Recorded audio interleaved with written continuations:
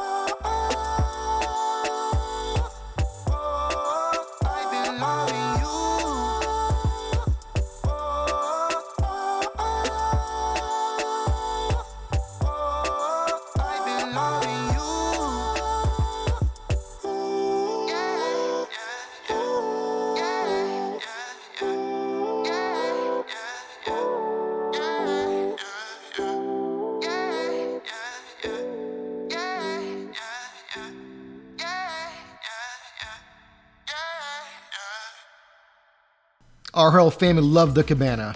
It includes cold drinks, snorkel gear, snacks, and so much more.